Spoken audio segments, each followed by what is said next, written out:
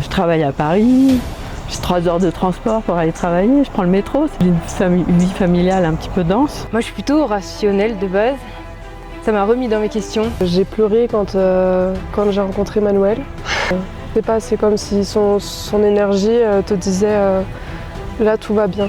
Il a mis des mots sur des émotions que j'ai, vraiment métro, boulot, dodo. Et puis il a décidé de changer ça.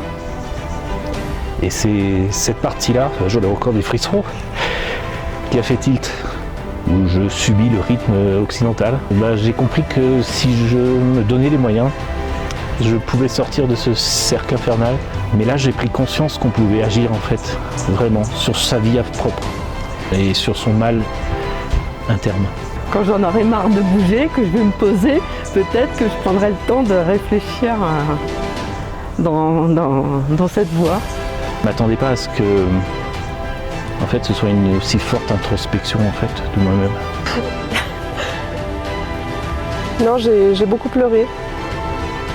Ça m'a fait du bien. Je ne pensais pas qu'il y aurait un effet miroir aussi fort sur moi.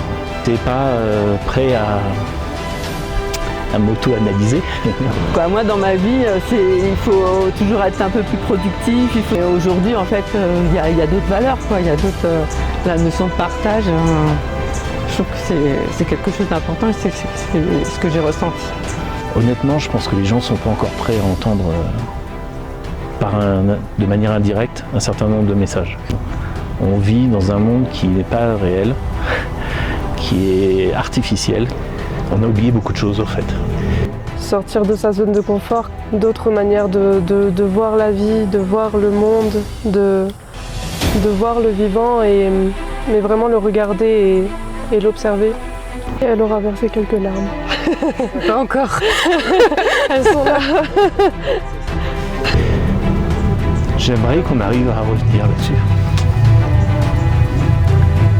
Je suis pas sûr qu'on y arrive. J'aimerais.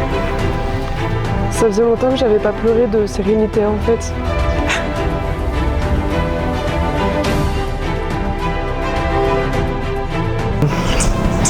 Et un immense merci, vraiment, d'avoir organisé ce voyage, de nous avoir accueillis comme ça.